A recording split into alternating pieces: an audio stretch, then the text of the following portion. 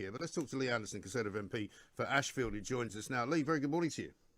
Good morning, Mike. Thank you very much indeed for joining us. Now, I'm not quite sure what your view is of Dominic Cummings, but I mean, I'm not entirely certain what he's doing today, why he's doing it, what he's hoping to achieve, and why he's already said, for example, that he's sorry to the families whose relatives may have died unnecessarily.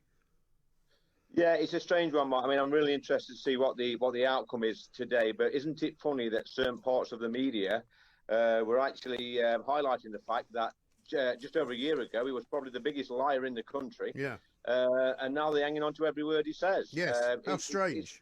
It's very, very strange indeed. So very interesting. Let's see what he has to say. I sort of suspect that he could be the boy who cried wolf. Well, this is the thing. I mean, because one, he's already said that it was partly his fault as well. So he's kind of thrown himself under a bit of a bus here, while attempting to take everyone else with him, it seems to me. And I mean, my view of it is that, it's all very well having, retrospective views on what you should have done, what you could have done, what you might have done. But it's not incredibly helpful at this moment in time. It's not helpful. Maybe he should get a job with Captain Hindsight. But I tell you what, Mike, the great British public do not like behaviour like this. They see through it. If he had something to say, why didn't he say it at the time? Yeah. It's all well and good saying it a year later, a year into the pandemic. It's not going down well. And I think he's lost what bit of trust he had with the British public. They don't look at it with any sort of great fondness at all. So let's see what he has to say. I mean, I did say a bit earlier to Julie Hartley-Brewer, it's time he got a new job and sort of moved on. But I'm not sure you'd employ him, would you, knowing what you know about him? Well, no, I mean, especially in politics, but any job, Mark, one of the biggest things in any sort of industry is trust. Yeah. And quite clearly, there is no trust there. Honestly, I wouldn't give him a job. I wouldn't give him a job, sweeping the streets, to be honest, because he'd probably be shopping his boss every 10 minutes. Well, exactly right. That's the problem. Now, we wanted to talk to you about the BBC as well, because rather interestingly, you got up this week in the House and declared that you were no longer a fan of the BBC. In fact, you called it rotten, and you've torn up your TV licence. Tell us why. Well, I tore that up last year. I've seen, over the years, growing up like probably you, Mike, in the 70s and 80s, the BBC was always a place of comfort. It's something we watched, we trusted. We watched Newsround, Grange Hill, Blue Peter, all these sort of brilliant things. We felt safe, we felt comfortable, knowing that Auntie B was looking over us. But that's changed. That's changed massively over the years. And actually, I think the BBC have become this nation's official opposition to government. Labour Party are quite useless at the moment. So at every single opportunity, we've seen it through the pandemic, we've seen it through Brexit, all they do is beat a drum to oppose. They're anti-government, they're anti-British, they're anti-everything. They're not anti-B anymore. I've had enough. I've thrown my licence away.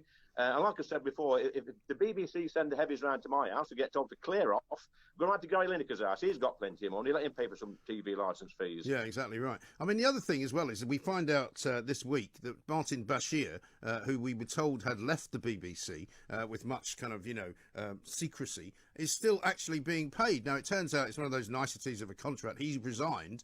I'm sorry, in my world, if I resign from a job, you don't get to be paid a period of notice because you've resigned. They say, well, we didn't have to give him a payoff, so we let him resign. Well, why is he still getting paid for 3 months?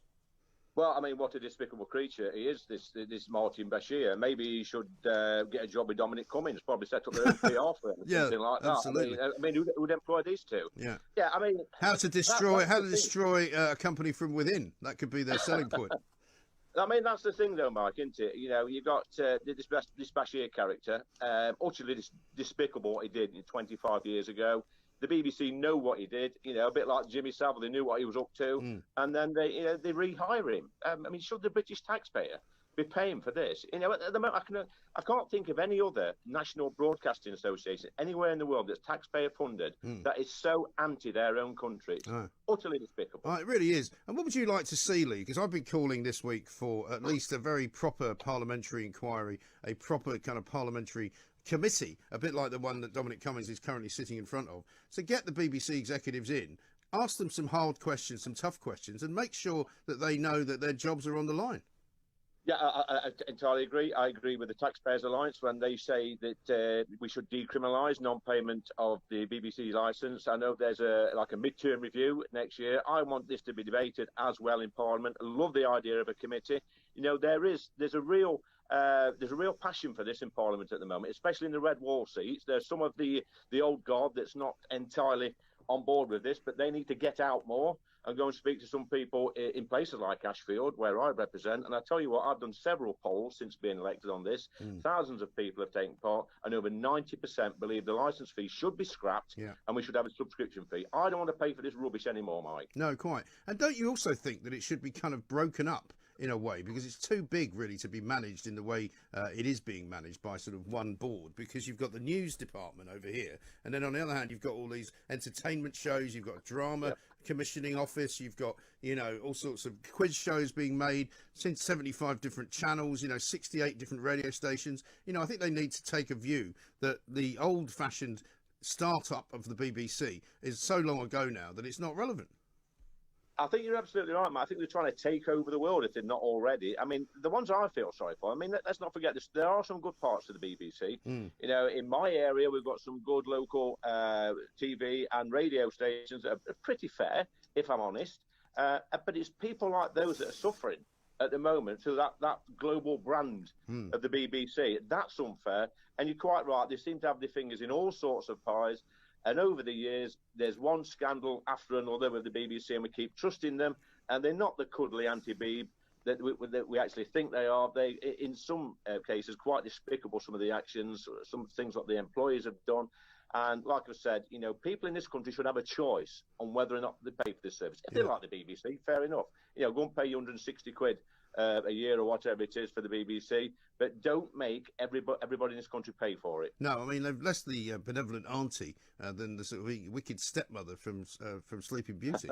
But no doubt you're not supposed to say that anymore. But I wanted to talk to you a little bit about the woke brigade, because I see, I keep looking forward to a moment when the wokeists kind of get sent back to wherever it was they came from and told to get lost. I'm happy to see the National Trust has managed to get rid of their chief, the chairman of the National Trust, a guy by the name of Tim Parker, because there was a vote of no confidence in him for trying to reshoot everything that the National Trust did. This is the guy who wanted to bring along a review of all of the houses that they run, a review of all of the statues at all of those houses, and he wanted to put up sort of different pieces of information about how horrible all the people were who were historical figures who lived in those houses.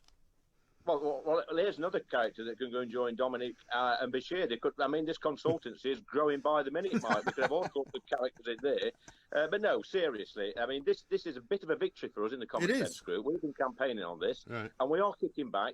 And you know what, Mike? The silent majority in this country are the ones that always decide the outcomes of general elections. Yeah.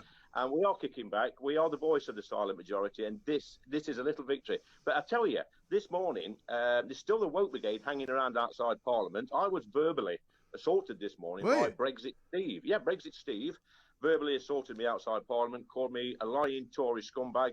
But actually, what he doesn't know, that's the nicest thing anybody's ever said to me this week. Well, poor old Steve, he's a bit like Femi. He doesn't really have anywhere to go. He doesn't know what to stand for anymore because they lost the fight about Brexit.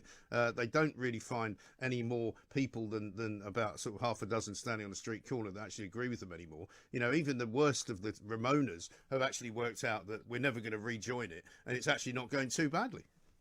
Well, he's rebranded himself as Stop Brexit Steve now, but I pointed out to him last week when I had a bit of a chat with him, he actually needs to go and get a proper job. He does. Because this country is struggling. We need everybody back at work as soon as possible.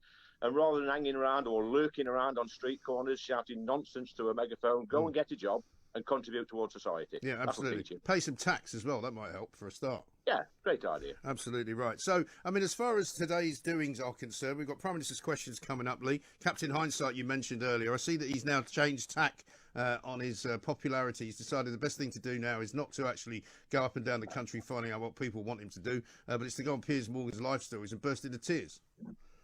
Well, I'm not sure how this is going to pan out, in places like Ashfield, going on TV. You've got to remember, we are a working class area, that, all the red wall seats that the Labour are trying to work back. I'm not sure our Sakir going on national TV, bursting out in tears is going to pan out. I suspect not very well, Nothing wrong with a grown man crying, Mike. But, I sort of think that my voters will see through that a little bit. Yes. It's a poor attempt to get popularity. I tell you what, if you want to be popular, in places like Ashfield, start and do what the Conservative Party has done in these areas, and actually listen to people, what they want, like getting Brexit done, like getting tough on law and order, sorting the immigration out, stuff like that. If you listen to your voters and start and deliver on them promises, if you like, then actually you might stand a small chance. But at the moment, Labour Party have got a 20-year project on their hands. Well, I can't believe they've even dropped further behind in the polls. I think it's 18 points behind they are now, which is unbelievable. Even Reform have gone up 2%. Well, it's pathetic. I mean, I see last week was talking about doing a deal with the Green Party. Well, good luck with that, Mike. That's an extra one seat in Parliament. That'll get you. They need to do more. They need to engage. And quite frankly, I don't know how they re-engage with the public, with the Red Wall voters they lost in 2019. Yeah, absolutely right. Well, Lee, great to talk to you. A pleasure as ever. Lee Anderson MP, Conservative MP for Ashfield, of course, the voice of common sense.